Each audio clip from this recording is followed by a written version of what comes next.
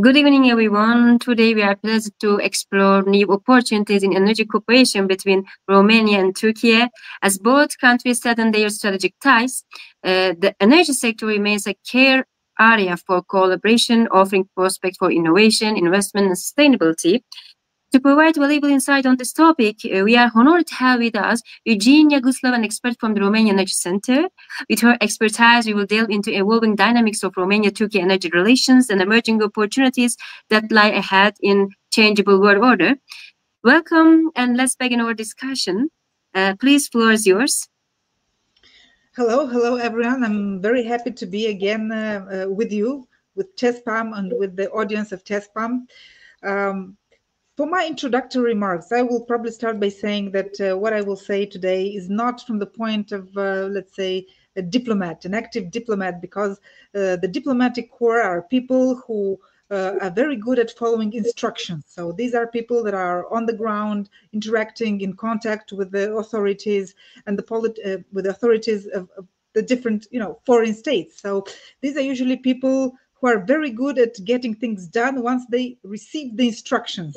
So it's very much up to the state and the leadership of that state to send very clear instructions to the diplomats, what is needed to be done.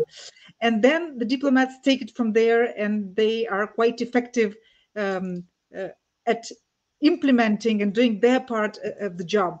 So I would say for successful diplomacy in energy, but not only in energy, there needs to be a clear signal from the very top of the country, of the political leadership, that there is genuine political will to move some projects or to move cooperation along, to develop, to take it to the next level.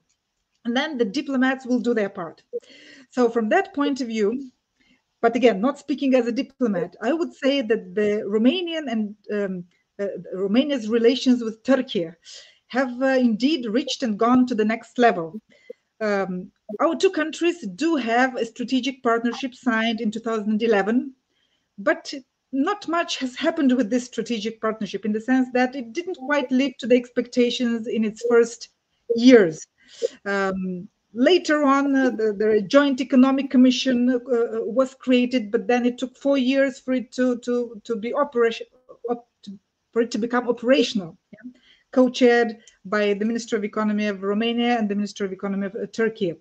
However, what we have seen in the past 2-3 years is indeed extraordinary, in the sense that this cooperation, specifically in the economic realm, has accelerated to a degree we haven't seen before.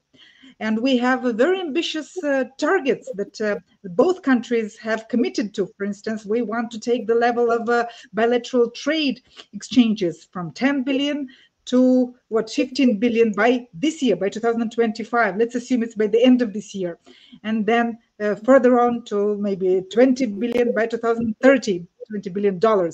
So this is a really ambitious target for both Romania and Turkey, because again, as an analyst, because that's what I do, I follow, and what we have seen is that there was a lot of good diplomatic relationships, good contacts at the bilateral level, but somehow they did not entirely live, until now, did not entirely live up to their potential. So now this has changed. And the field where this is most visible is not energy, but it is the road infrastructure sector. So there we have the true blossoming of this bilateral relationship. And we have companies, big construction companies from Turkey that have won important tenders for building the roads, highways, expressways in Romania, because our entire country is now a big construction site. And we are catching up, because we were the laggards in Europe in terms of kilometers of road and of highways and expressways. And it is a very positive signal to see Turkey be present in this success story in the making in Romania, and be part of Romania's modernization in road infrastructure. And here we have a participation that is up to the level that reaches the level of around 6 billion euros of contracts that were awarded for road infrastructure, but also for construction of new subway stations in Bucharest, as well as in the city of Cluj, one of the other top 3 cities in Romania. So very good news on this front. And indeed, cooperation has gone ahead, and Turkish companies, either as lead applicants or consortium leaders, or as part of consortiums formed with other companies, have won important projects that are to be built, and they will build something to the tune of 200 kilometers in Romania in the next years. And there are various deadlines for these projects. Some are 2020 this year, some are up to 2028. So I would say that the success story is in infrastructure, in the transport sector, specifically road building, and the 2 projects, the 2 subway projects. In energy, I would say there was much talk for many, many years, but very few steps were made in this direction. There were projects in which had all the potential to go ahead. For various reasons, they did not quite materialize. However, this may change. This may change because there are new trading agreements established between Botash, for instance, and Romania's OMV. Botash has an agreement signed with OMV and with OMV from Romania, but also with other countries in the region to increase its profile as an exporter in our region, to the tune of 4 million cubic meters per day, to be supplied since October last year until the end of March of this year. And this is indeed a good opportunity for Turkey to try this supplier role on the Romanian market, because the next 2 years, so this year, maybe 2026, 2027, offer a window of opportunity when Romania may need additional gas. But this opportunity window will close in 2027 once natural gas from the Neptune Deep project will start flowing, and then we are positioned to have more gas than we need for the Romanian market. So the timing is good for Botash to have concluded this agreement, given specifically the very difficult situation with Transnistria and the supply shortages that it has experienced, starting with January and in February, and all the solution and help assistance packages devised by various actors to try to supply that region with natural gas.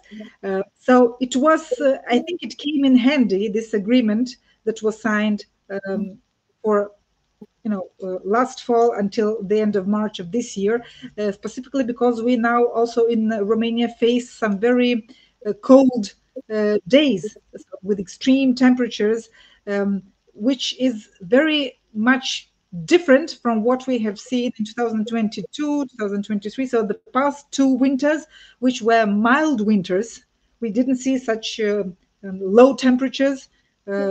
These days, like this last week, for instance, this week, we see temperatures that are dropping to -15, -18 degrees Celsius during the night in Romania, and that has increased Romania's natural gas consumption. It has also depleted some, not all, of our underground gas storage deposits, because we consumed more than probably the planners thought we would, being accustomed with the easier weather conditions in the past 2 years.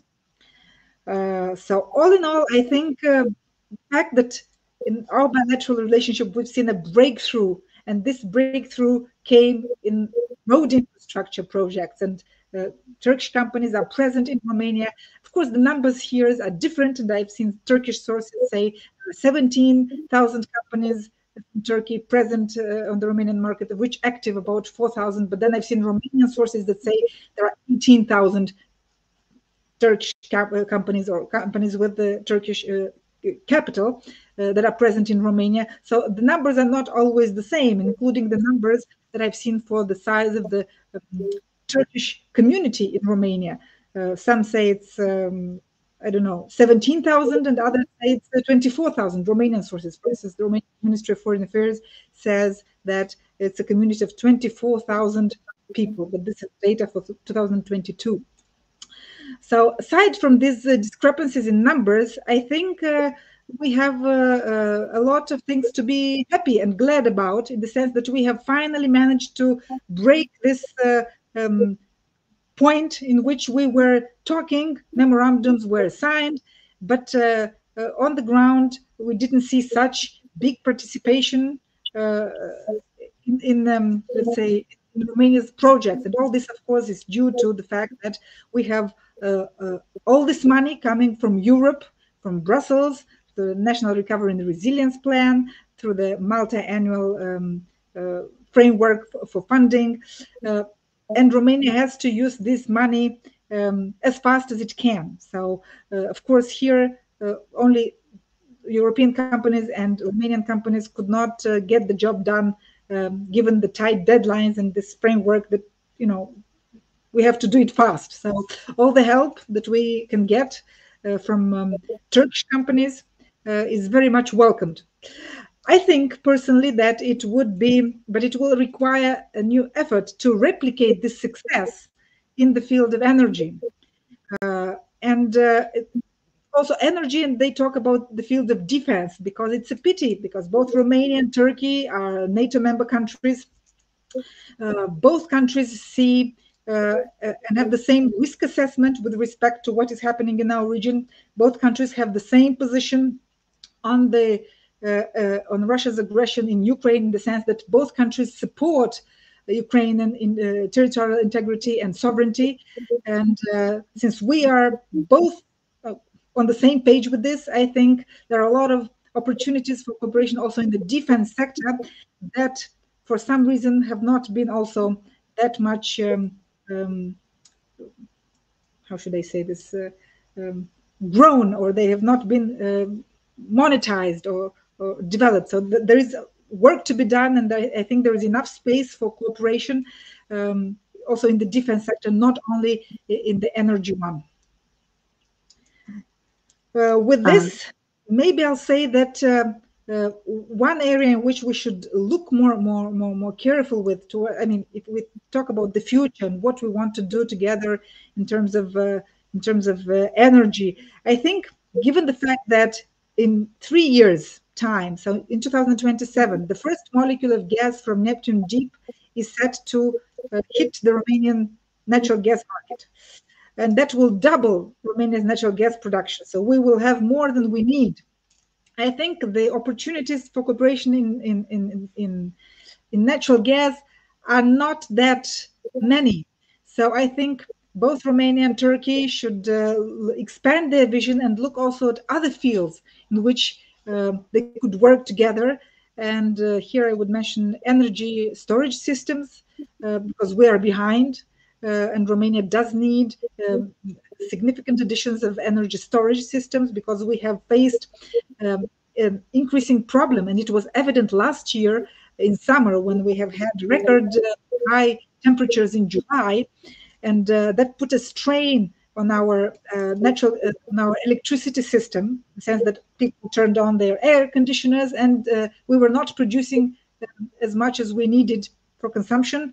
We were importing at the maximum capacity, and still it was not enough. So we've seen again record prices to the tune of 700 euros per megawatt for the peak hours, specifically in the evening from 7 p.m. until 10 p.m. So we have a constrained capacity for electricity imports, and that is affecting our electricity prices, specifically, let's say, in summer, when we have high temperatures and we turn the air conditioners on, and in winter when we have extremely low temperatures and we consume more natural gas to produce electricity and heat specifically.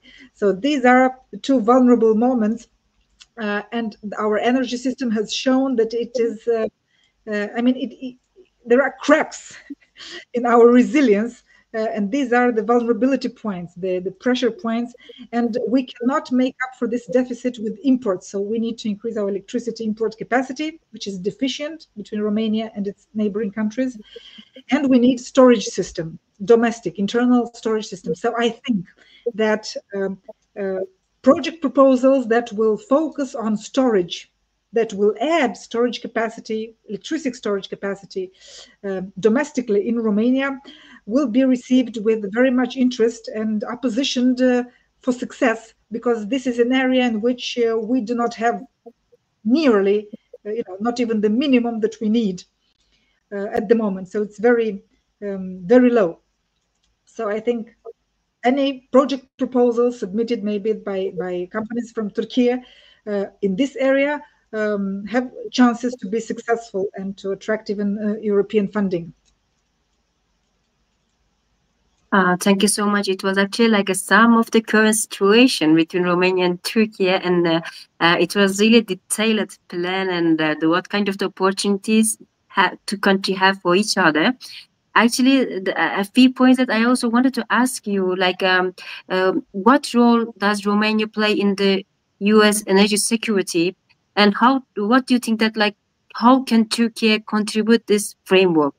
I wanted to ask you, like, what is the position of the Romania when you are thinking about, as you told, we have some conflict zone around us, as you, Romania and Turkey.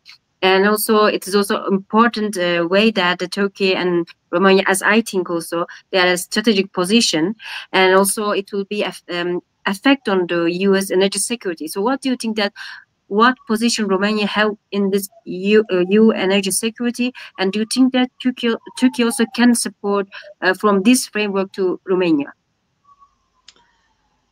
Well, in terms of energy security, Romania's interest in energy security is to build up our presence and domestic resilience here, to add capacity, additional capacity. In terms of what is likely to be successful vis-a-vis our American strategic partners, I think that project proposals and any approach by Romania or by Turkey that focus and are designed and implemented in a transactional way are likely to be well received in Washington, because we have a real estate businessman in power in the Oval Office, and he's looking to make money. So whatever projects Romania or Turkey will table for our American partners, they have to be designed, presented, and pursued from this point of view if they are to be successful. In this sense, both Romania and Turkey are interested in implementing and building some small modular reactors projects.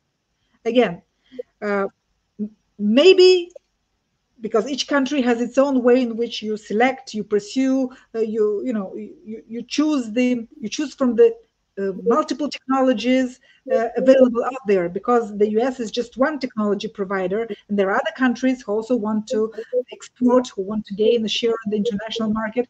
So I think if we, Turkey or Romania, goes ahead building one or several SMR projects, choosing one of the available American technologies, I think that will be viewed extremely positively in Washington and by the American partners.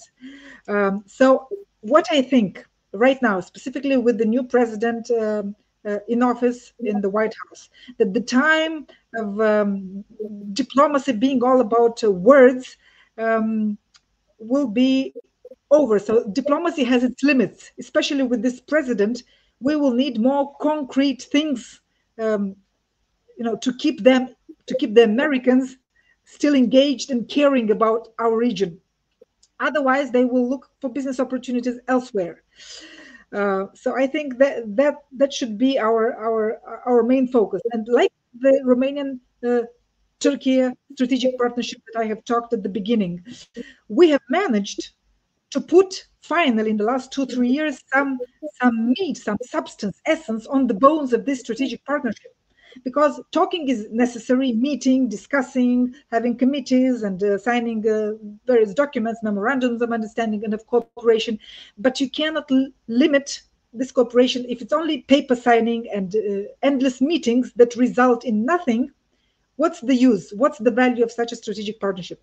That's why we need, and I think we finally, Romania and Turkey, made this step forward, and we pushed our cooperation to the next level because we have concrete projects. So concrete things on the table, cooperation. Of course, we, Romania, need to increase maybe our presence to the extent that we can in Turkey, because we had a deficit, so the trade balance was in Turkey's favor, not in Romania's favor. But again, that has to do with the fact that Turkey has more companies in the well-established international rankings, companies with serious portfolios, serious earnings from foreign markets, and Romania does not to the same extent. So your companies are bigger and have more experience in going outside, going out of their country of origin and doing projects and building the portfolios. So from this point of view, I think we will need to catch up sometime in the future. But going back to what we can do with the Americans, I think if Turkey imports more American LNG, President Trump will be happy. That is one thing that Turkey could do that will definitely make the Americans happy. If you go with one of their technologies for the small modular reactors program, because you have nuclear projects with the Russian technology and financing, but for diversity and for the sake of balance, maybe also pursue something with Western technology, because being localized here in our region, I think, and it's something that the Romanians understand very well, and it's something that people in Turkey understand also very well. To survive in this region, we need to balance. We need to balance between the big powers which have a presence or an influence in our region. So for the sake of balance, Turkey, I think, is considering also pursuing some alternative projects, maybe small projects with Western technology. And if it will be American technology, then it will be a plus in the way President Trump sees the America's relationship with Turkey. And then part of this LNG from America you can send to Romania in the next 2-3 years, because that's the window of opportunity. After 2027, that window is gone. It closes. Thank you so much for the explanation. It was really, again, another deep and detailed explanation, and I'm pretty sure that it was very beneficial information for our audience. Also, I want to ask another question about how can renewable energy investment in Romania and Turkey complement each other? Actually, this is what I wanted to ask too. What's the situation of renewable energy in Romania, and what do you think about the opportunities of that area, about the green energy, about renewable energy? Do you think that there's any opportunity which Romania and Turkey can work together, or Turkish companies can work in Romania about renewable energy? Well, renewable has had a good development starting with 2011, 2012, 13, up until 2015. Then we had a significant hiatus, or pause, in which not much capacity, or even in some years, nothing new was added in terms of renewable capacity to Romania's portfolio. As you know, there were even some cases in which the investors sued the Romanian government for frequent changes of the support framework of the fiscal and legal legislation for the renewable sector, and there were some arbitration cases which were at the Washington Court of Arbitration, which Romania has won, by the way. So very interesting point to emphasize. And then things were not very clear. What will happen in 2020? It was the pandemic. We started working and showing some interest to build also renewable projects in the offshore. In the meantime, we didn't have an offshore framework for renewables. In the meantime, we do, and the law was passed. So now this all, there are clear rules on what needs to happen for investors who want to invest in the offshore sector, because we currently have nothing installed in terms of renewable projects in the offshore. So all of Romania's renewable energy capacity is onshore. So that's a pristine, it's a frontier investment area. Now, with the next generation facility package that was with the Green Deal adopted by the EU following the pandemic, new money became available and came in specifically for Romania, but also for other EU member states for green energy projects, storage projects. Then additional money came later. So there is significant money to be absorbed for renewable projects still in Romania. And I think the companies from Turkey should do what they did in the road infrastructure. Just develop proposals and participate in the tenders that are launched in Romania in the next years in this sector as well, so as to make a breakthrough in this area as well. However, it is my opinion that pursuing renewable projects in the onshore, and also most of the investors developing such projects in Romania right now, they are focusing exclusively, most of them, on onshore, because I think that the offshore segment, even if we have a law in place, some announced projects, it still contains significant risks for the investors and for the companies. We see what is happening in the Baltic states, underwater cables being sabotaged, and problems arising. And Baltic Sea is not an active area of operations. There's no war going on there. So, you know, that there was this agreement signed a couple of 1 or 2 years ago, in which this ambitious project announced with backing from the EU to build another underwater electricity cable from the South Caucasus countries to Romania, and then maybe to add electricity to Romania and to Hungary, for instance.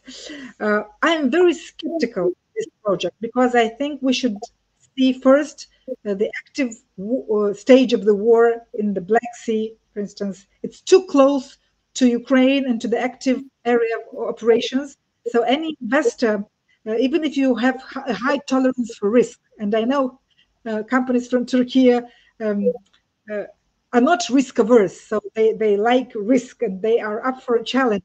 But I think touching this and being the first movers, or being the first ones to come up with the proposals, especially for the offshore segment, I would not recommend it. That's what I will say for now. Okay, thank you so much. And also, you also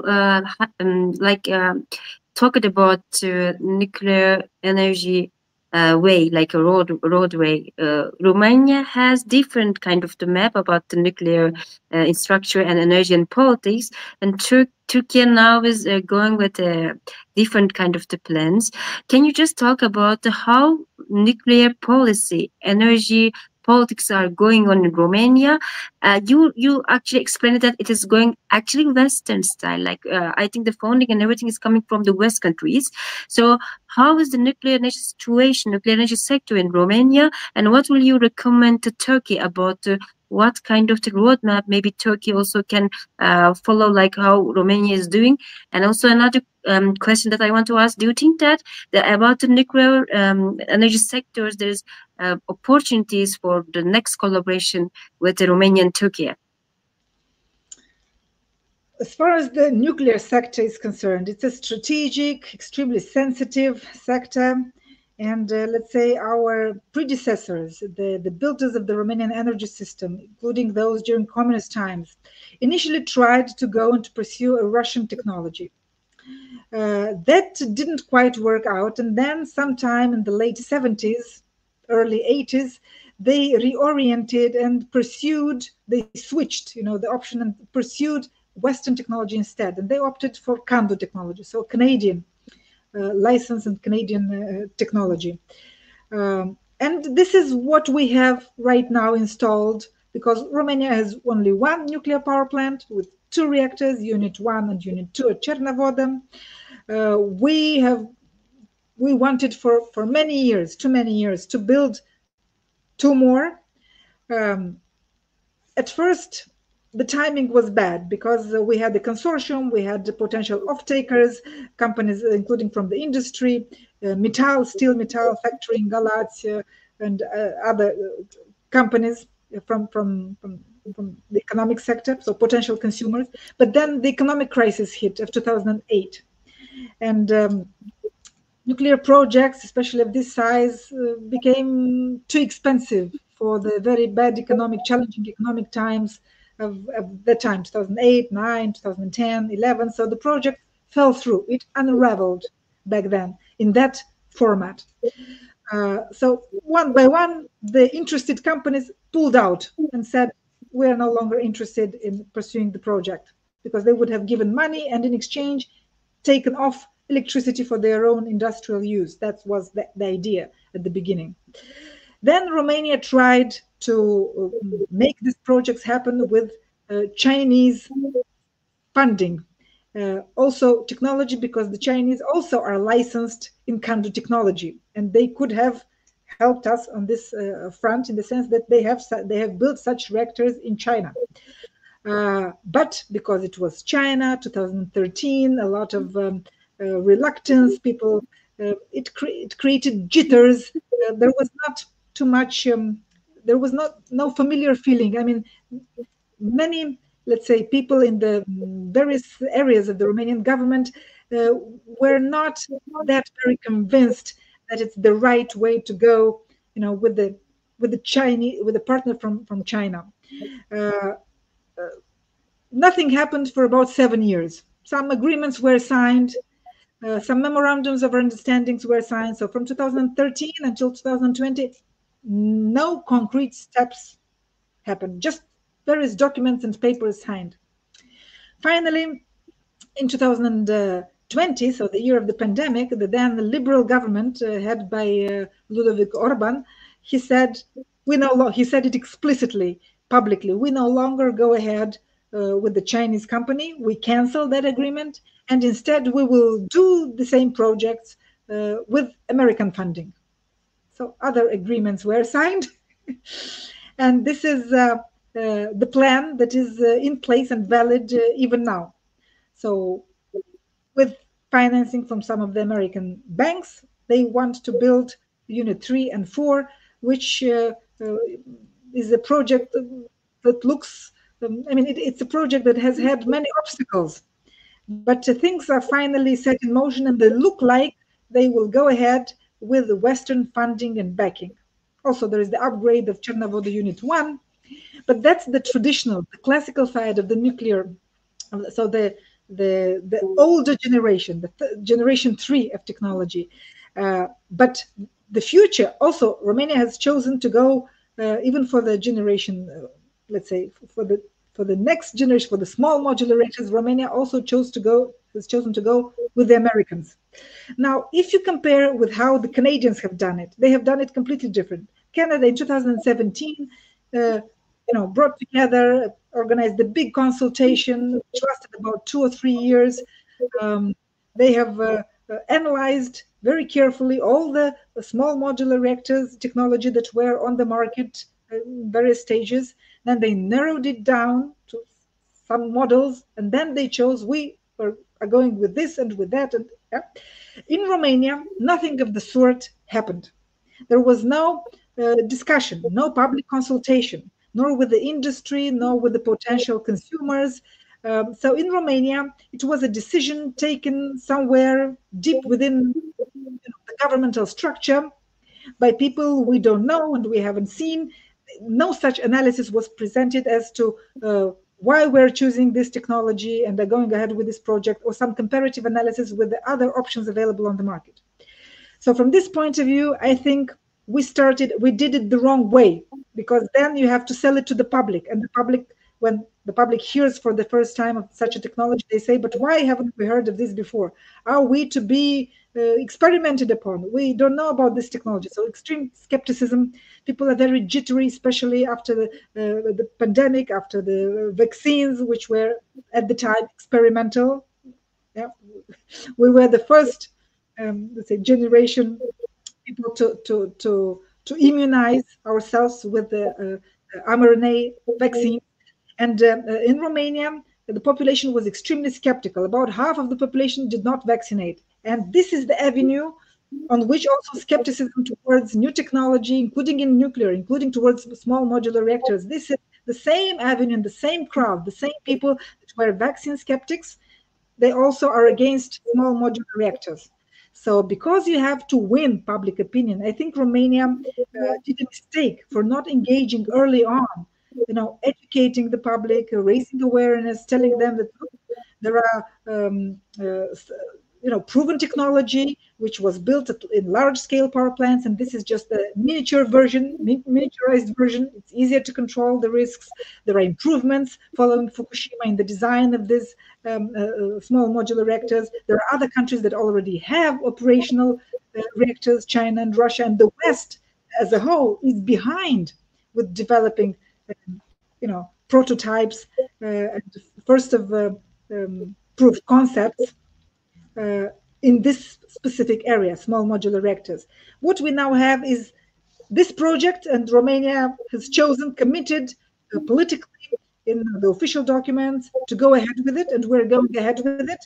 But I still think we will have significant work to conduct with the public opinion so it is accepted.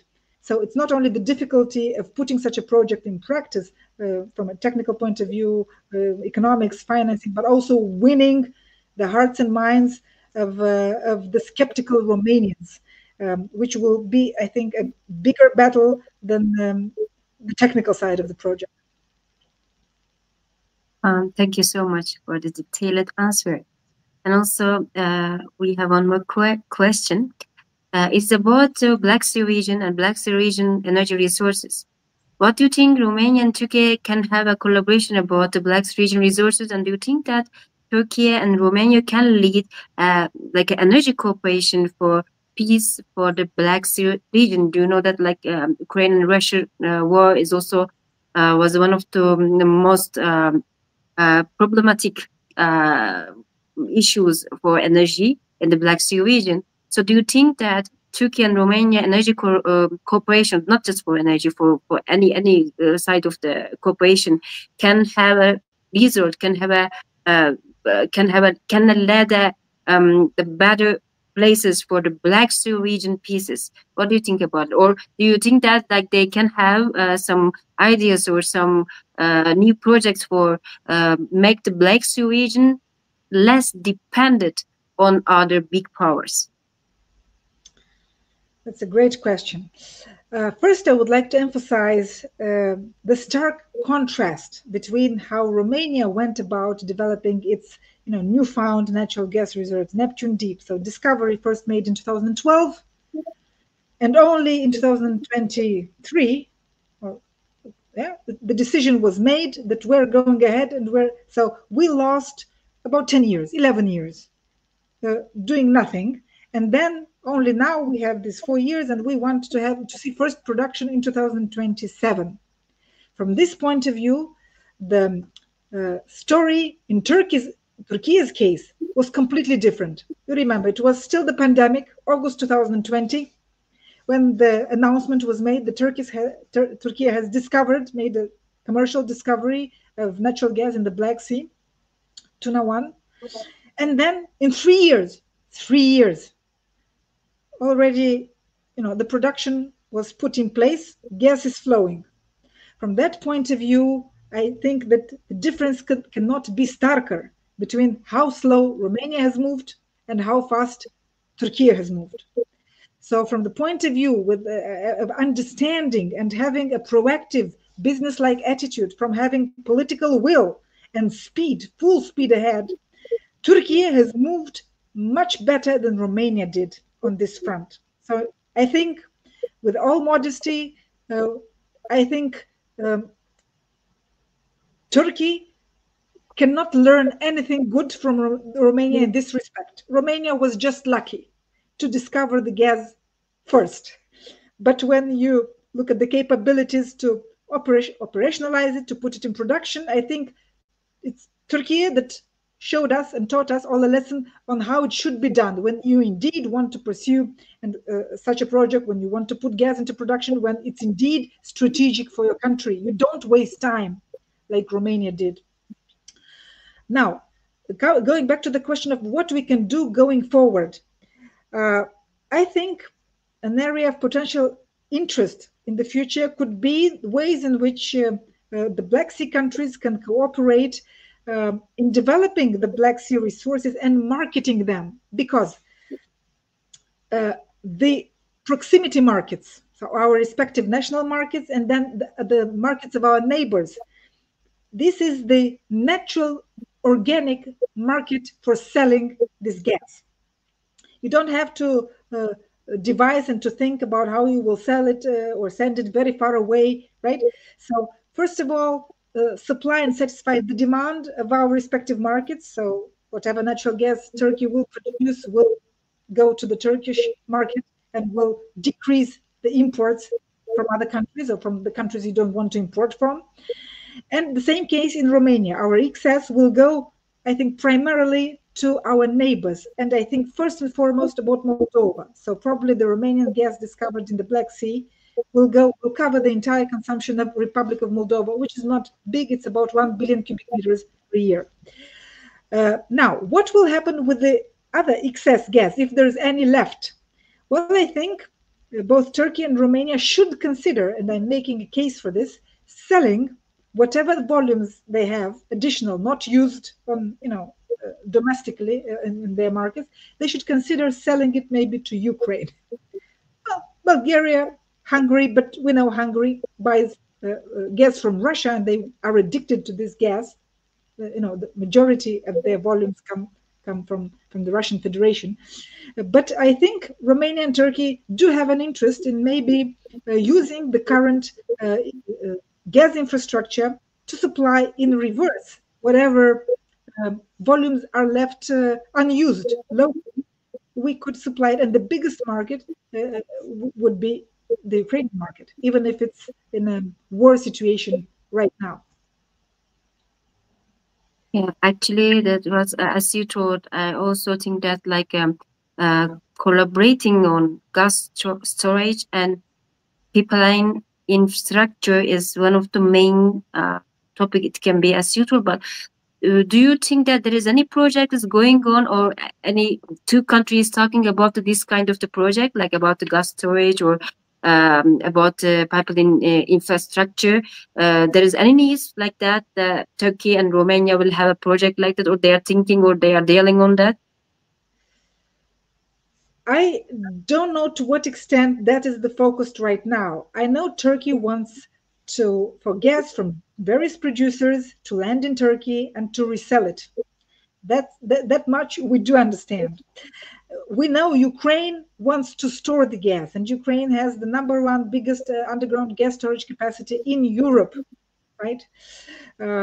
So I see these interests being complementarily, one to each other, because what's to stop Turkey from buying American gas, LNG from Donald Trump, and storing some of it maybe in Ukraine? We know for sure the Ukrainians will not use and do not want to hear anything about using Russian gas.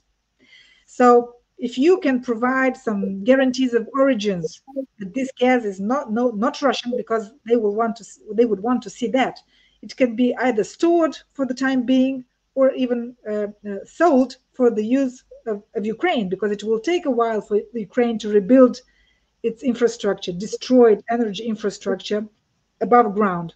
And that's a sure market that could consume, and they definitely want non-Russian gas, right? So whatever gas volumes we can attract from other countries, I think you can sell them these amounts going forward. So in a way, after the situation normalizes and we'll see some peace agreement taking hold and producing effects already. So I think that's an opportunity that could be explored.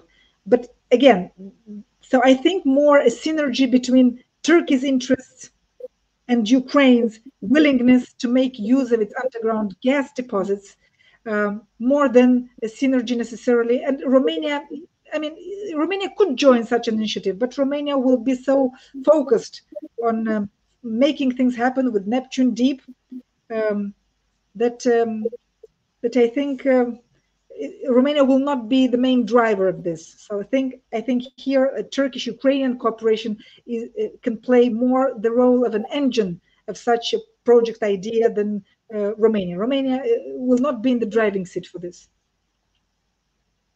but it can join. Yeah, thank you so much for the answer. Also, we have one more question. How will the possible use of SMRs affect the balance in the Black Sea? The economic balance or the geopolitical balance, or the... I think both is important. Because Black Sea important about the diplomatic, about the economic, but I think it is about to energy, or also you can just think about security. There's many way to think about it. I would say this. Of course, if you talk about scale, large nuclear power plants, so that gives you volume, electricity volume. So if you want to resolve the problem of power generation in Turkey or in Romania, and your main focus, your primary factor that you devote attention is quantity, volume, then of course big nuclear power plants, and in Turkey's case you have the projects with the Russians, and Romania has what it is striving to achieve for many, many years and are not yet successful, but hopefully we will be. So you go with the big power plants. However, if you want to preserve the strategic relationship with the United States under Donald Trump, even if you don't need small modular reactors, you should build such a project for the sake of preserving the relationship for political, geopolitical, economic reasons with the Americans.